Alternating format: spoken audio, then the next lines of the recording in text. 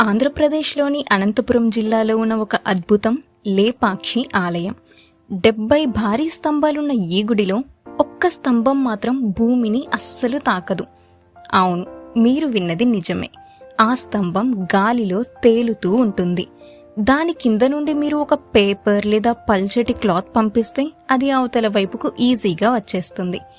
అసలు ఆ కాలం నాటి శిల్పులు ఈ అద్భుతాన్ని ఎలా సృష్టించారు?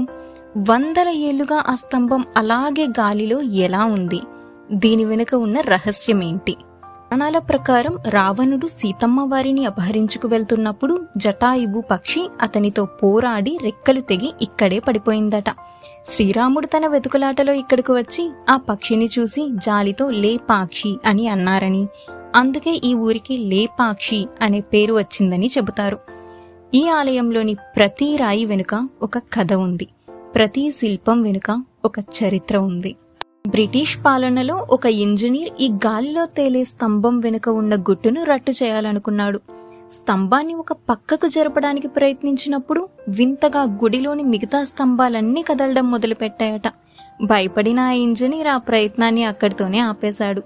అంటే ఆ ఒక్క స్తంభం గాలిలో ఉన్నా అది మొత్తం గుడి యొక్క బ్యాలెన్స్ ను కంట్రోల్ చేస్తుందని అర్థమైంది.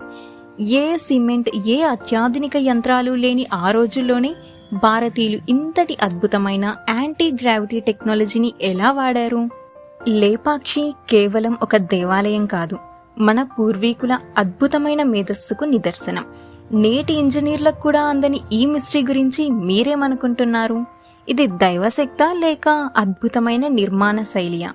మీ అభిప్రాయాన్ని కామెంట్ చేయండి. రేపటి వీడియోలో సముద్రం లోపల ఉన్న ద్వారకా నగర రహస్యంతో కలుద్దాం. సబ్స్క్రైబ్ చేయడం మర్చిపోకండి. ఇది తెలుగు స్వరం.